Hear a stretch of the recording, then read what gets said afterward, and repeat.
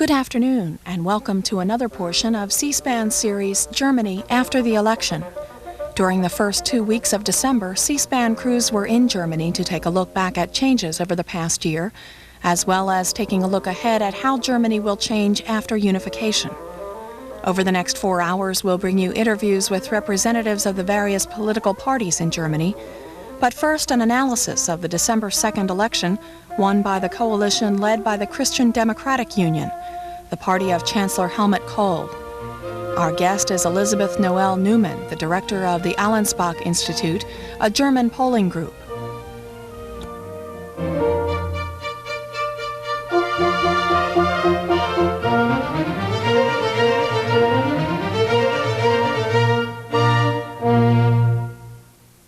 Professor Elisabeth Noelle-Neumann, director of the Allensbach Institute. In the polling data you collected recently during the German elections, what did you learn about public opinion in Germany? This time public opinion was very different from all other elections. We have covered 9 general elections in Germany, almost over 40 years now. And we found that such an emotional election as this one, with a feeling of historical importance, has never been like this before. And this was widespread in all over Germany? I think so. I have a very strong feeling of East and West Germany. We are working in East Germany since March. And this is very exciting because we never could work in East Germany. There was a wall, and suddenly we could, in February, in March, even before the first election in East Germany, we could build up an interviewer, a net of 600 interviewers. We selected them personally in East Germany, which until then were for more than 50 years in dictatorship. So this was really something very unusual, and we didn't know how people would react to being interviewed after so many decades of dictatorship, but they loved to be interviewed. They knew our name, Allensbach. They knew it because they are regularly viewers of Western television during the last, let's say, 15 years. So the name Allensbach somehow was a kind of giving them trust and confidence. And now they were interviewers suddenly, and they were allowed to interview others, to interview a representative cross-section of their citizens, of the citizens.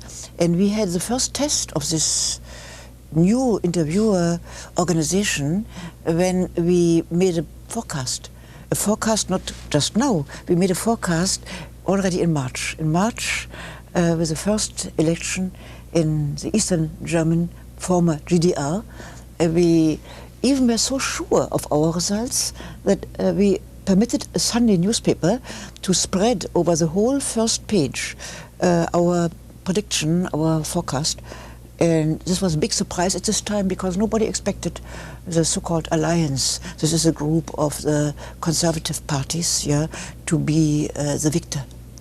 So this was somehow a precondition to make a good forecast for our recent German general election. And we have now the 10th general election, and of course you can see I'm a little bit proud of it.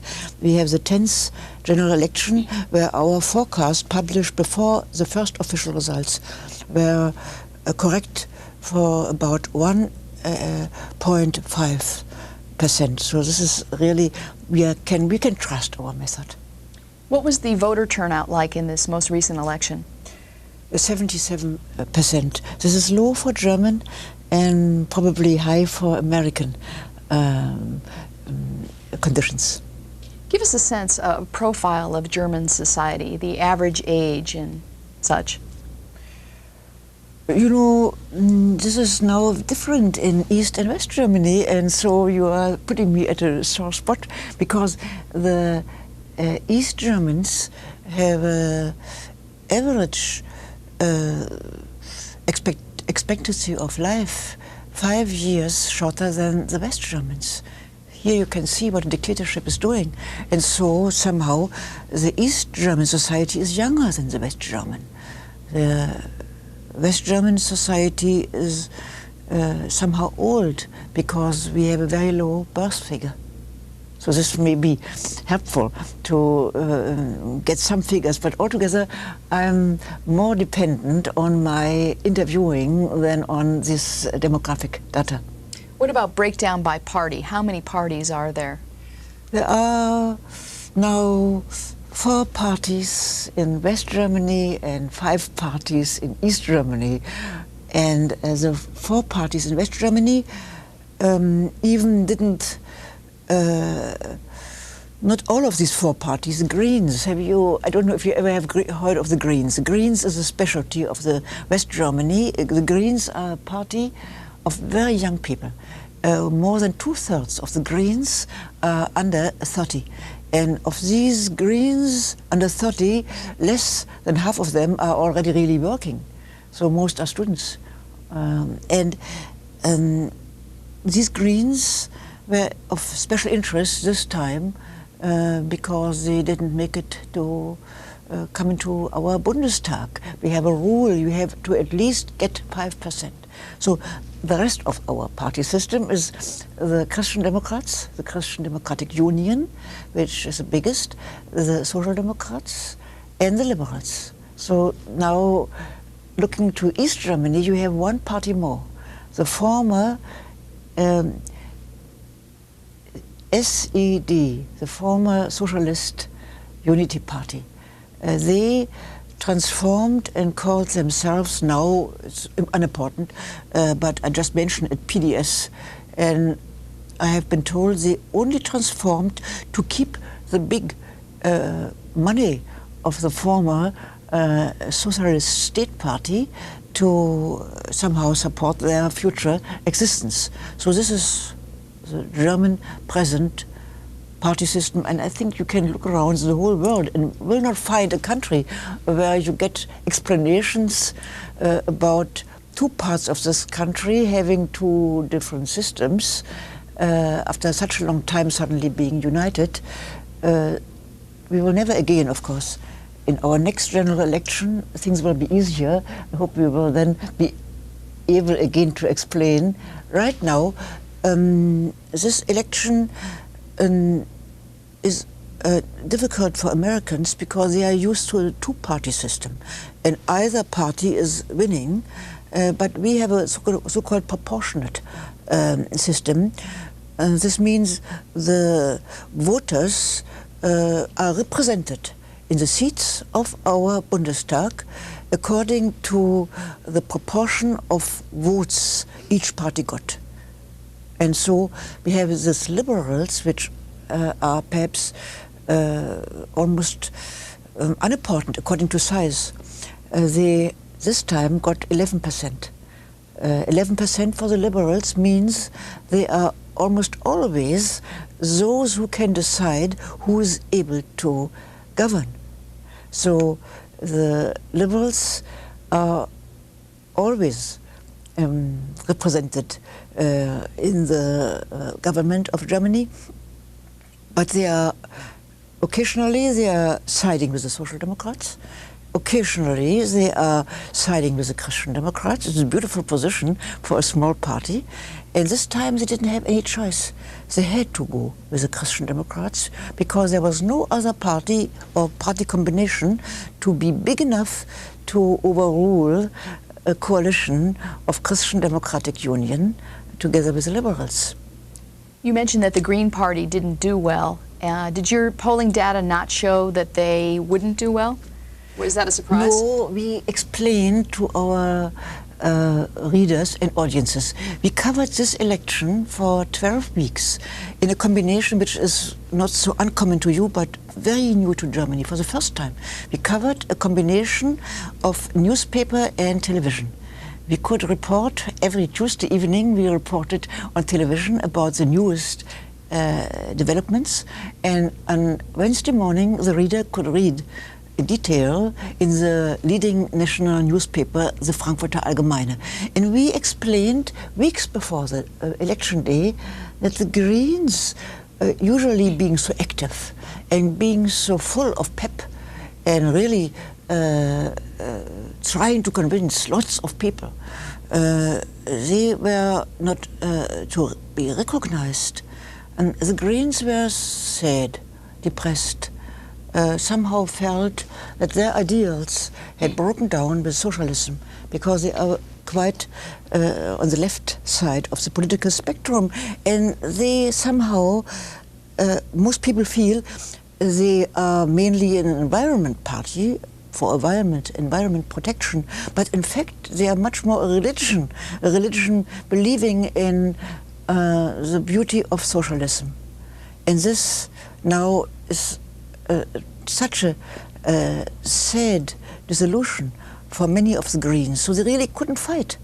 And this is behind the loss. They even didn't get 5%. And you have to have 5% to be represented in our Bundestag. I read somewhere that Helmut Kohl got the same percentage vote in the East and the West, what were the East and the West of Germany. What do you attribute that to? It sounds like his popularity is evenly spread. You see, Helmut Kohl got a very different support in East and West. The figures look alike, but the figures in East Germany are an expression of trust to the man. And in East Germany, Helmut Kohl was somehow looked at as the one West German leader who understood the cause of the East Germans. There's one special date which I should mention, the 19th of December in Dresden, 1989, last year. At the 19th of December, he spoke in Dresden. Behind him, the background of a destroyed, famous Dresden church, Frauenkirche, and hundreds of thousands of Germans calling to him and telling him, we are one people. And he himself got tears into his eyes because he felt this cannot go slowly. This cannot go with a rational policy of 1 step, 2 step, 3 steps. He felt you have to go so soon as possible. You have to act, because here you cannot keep these people. They put your full confidence into German unity. And he told us, he felt so much trust as he had never really received in West Germany. And this is interesting, because in West Germany he had to fight for many, many years against being described as slow and provincial and uninteresting, I don't know what. So in West Germany it was somehow more the Christian Democratic Party and their reputation, which is very high in economy. And everybody knows that what Germany, East and West, needs now is economic rebuilding. In East Germany, the personal part was much more important than in West Germany. The East Germans, we have asked with our institute, we have asked East and West Germans the same question. Now, how would you judge on the reunification policy? Was it a big achievement, as it was done, or was it somehow every political leader could have done it? And the East Germans feel around 70%. This was a special performance and a difficult achievement done by this man Kohl. In West Germany, only about 45% had the feeling this was something special, and about 40%, oh, everybody could have done this. So it's very strange to have this difficult atmosphere in East and West and these similar figures, as you pointed out rightly. For us, the pollsters, it's very difficult today to have so many results being almost equal in East and West, and other results being so different. So this makes it much more complicated. But altogether, we're now looking at the whole election campaign and how the Germans, East and West, reacted the final election return, but also the final figures in our opinion polls on Lafontaine, the Social Democratic top candidate, and Kohl. They were almost equal. So it's still, we believe now, we didn't know 1 year ago, but today we believe this is really one people. You mentioned that Helmut Kohl used, or the more personal approach was important in East Germany. How did he get that personal feeling across? Did he use television or newspapers to get the message? This is an interesting question. We talked together. Kohl, I have known him since 25 years, and I have never joined any party. I have never taken any office.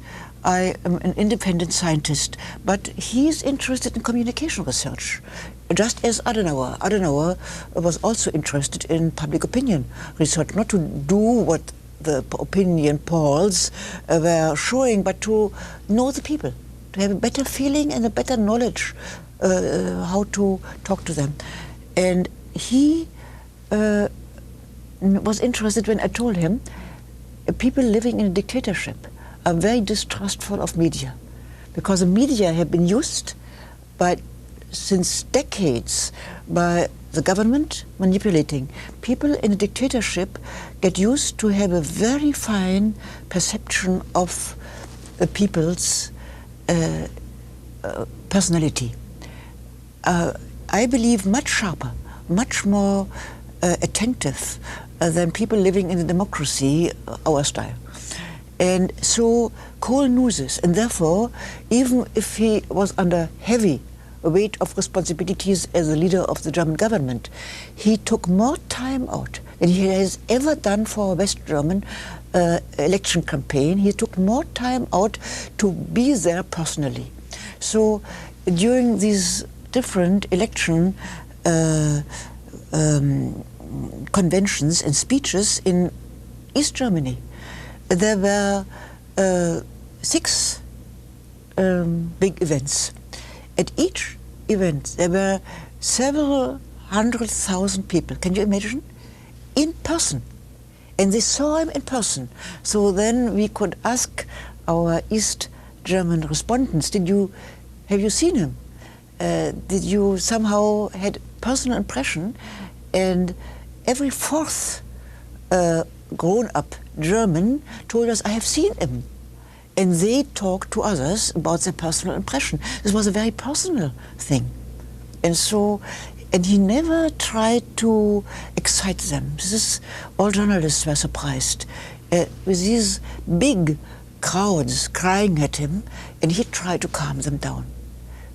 And this is very different from what a dictatorship or a dictator is doing. A dictator is trying to be very excited, shouting. And perhaps this quiet way of dealing with such a big crowd may be one of the secrets behind, you see, we have never seen a thing like this before.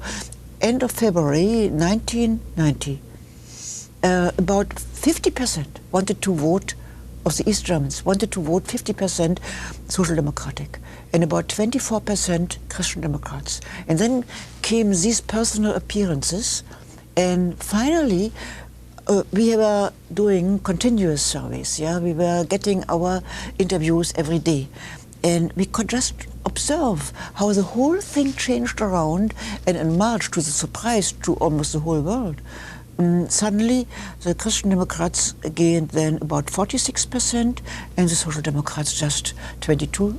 So can you imagine the strength of parties changing around during 3 weeks? All this is really a historical account which certainly will one day be listed in the textbooks of public opinion. In this country, polling is very important in campaigns, and some people feel that poll results may actually affect how people decide to vote if they see certain numbers. What impact does polling have in your country? Is it a very important force? I think it's mainly important on journalists, not on the people. The people don't like percentages. They are very much impressed if their neighbor tells them, I am in favor or I have had a very bad impression. This is what they can really feel. Percentages are cold. So the people are ready to be interviewed. We even asked one day, what's your opinion of public opinion polls? Do you like them or don't you like them? And about 66% told us, I like them. And the only 12%, I don't like them. People, I believe now, and our interviewers tell us, it's not difficult to get people to be interviewed. They feel their ideas and their convictions get a kind of mouth. And public opinion polls, of course, are important in a certain manner. The journalists take the clue and they write about it. And so the people suddenly get this feeling, this is the situation. Of course, to my mind, media and public opinion polls both are an influence on the election decision. And why not? Here in the United States, many candidates have their own personal pollster who does checks on numbers for the candidate. And you mentioned that you're an independent polling organization. Do the candidates or did the candidates in the elections have their own pollsters that would be checking on numbers for them? No, not the candidates. The parties, the few parties, the big Social Democrats and the big Christian Democrats have usually their institutes giving them analysis and trying to describe or almost give recommendations. Again, I have to say we are working for the German governments since 1950, so you have really a full historical account.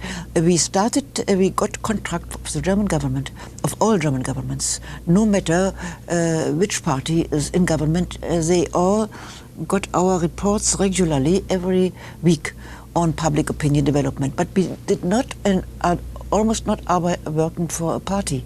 So we prefer to work for newspapers and media. We prefer to publish so much as possible. Maybe I should even be very personal. I love this instrument. I think it's giving the chance to really make known what people are feeling. And so it's, to me, I'm a trained journalist. And so I first worked as a journalist, but I felt with public opinion research, I can get down to the bottom. I can get down to the sources. And this is a kind of, I even sometimes amuse my colleagues by telling them freedom of press is only free if you also have public opinion polls. This belongs together. In the midst of the excitement about German reunification, some people have brought up concerns about nationalism and extreme nationalism. Is there much debate, or can you get much sense of public opinion in Germany about this question? The Germans have a very low national pride for very good reasons. After having lost 2 world wars and after having discovered how many crimes were committed in their name, they, among 12 European nations, are those with the lowest percentage, are you proud to be a German? Very, very low. About 21% answer, yes, I'm proud to be a German. Americans are proud to be Americans, 85 or 90%. Can you imagine 2 worlds? And all this hasn't changed since German reunification. This is a big surprise to most of our friends to whom we are talking. They would expect a rising German pride, but this hasn't happened.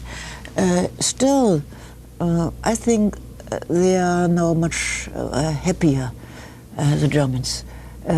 Our indication is also their answer to our question, are you happy if you see a flag, German national flag, schwarz, rot, gold, black, red, gold.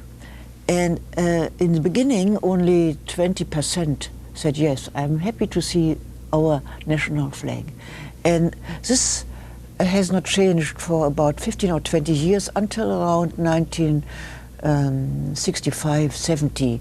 Very gradually, the result of this question showed a certain identification. And during the last 3 years, even before reunification, we arrived at about 65%. So this is now a much more normal result. Tell us about some of the other issues that you're tracking right now, public opinion in Germany. We had to look at the very different sorrows, concerns of East Germans and West Germans. The East Germans really are suffering in many respects. In the balance, they are happy. This is difficult to imagine. They are happy in the balance. They are telling us reunification, this is really a joy. And also I'm optimistic. I'm looking forward, and in 5 years from now. But right now there are burning concerns, like for instance, a rising crime rate. It's terrible. About 60% of the Germans in the East tell us this rising crime rate is a big sorrow. Also, the fear of unemployment. The firms are breaking down, the economy is breaking down, and every second East German tells us, I am afraid I will be unemployed. They haven't known unemployment in socialism. And finally, they are under a terrible pressure. They feel we are still not safe from the former state security. They are still active, they are still in the power position, and all this, of course, together with this economic difficulties ahead, are so different from the West Germans. The West Germans put at the top of their list of concerns environment. And then the Gulf is a second concern, almost non-existent, yeah, for the East Germans. And a third concern in West Germany, there are housing shortage. Now, the housing shortage in East Germany is much bigger, but the East Germans don't complain about it because they have so many other things to complain, while the West Germans, who are much better off in the housing situation than any other European nation. Today we are a very wealthy nation in West Germany, but they feel every person should have a chance to find easily around the corner an apartment if they're looking for one. So this is a different world. The one is a world of luxury, and the other one is a world of really pressing concerns. And you have a regular column in the Frankfurt paper where you publish these results? Yes. How often is your column published? Weekly. I had a weekly report of half a page, and this I enjoyed very much, especially because, you see, this election was mainly fought not on rational arguments. And for most of our intellectuals, it is very difficult to see that it was not the most important question, how should we deal with silence, or how should we deal with nuclear energy. Election which was mainly fought on the decision between optimism and pessimism. Can you imagine? This was a main concern. The Christian Democrats stood for optimism. We will be successful. We will be one people. We will like each other. And the Social Democrats mainly were expressing pessimistic feelings. And somehow it was very interesting to observe how the people reacted to these two possibilities. And that they really kept, in spite of all the difficulties, kept the optimism. This was the real background of Kohl's success also in West Germany. The Christian Democrats have today the reputation. They really stick to German unification even in those years when nobody believed any longer. And secondly, they really introduced the social market policy, and they are able to handle economy. And third, they are a party which is really spreading optimism. And these three causes are the secret behind this German general election, and to me it was a great pleasure to describe such an interesting development. So combining the job as a journalist and of scientist, this was just a beautiful chance. And are you traveling in our country now as part of your polling work? I'm a visiting professor of political science at the University of Chicago since 1978. I like this very much, this going back and forth.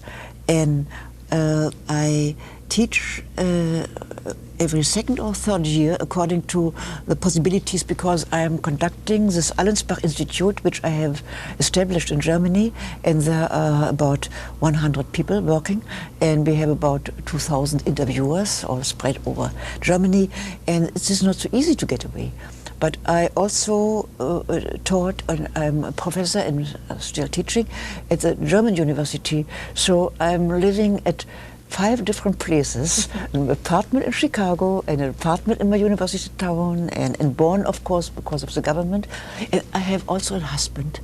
I have a husband who's a nuclear physicist, and his house is in Munich. So this is also a house of mine. Keeps you busy. Well, we're glad you could spend some time with us today. Professor Elizabeth Noelle-Neumann, thank you very much.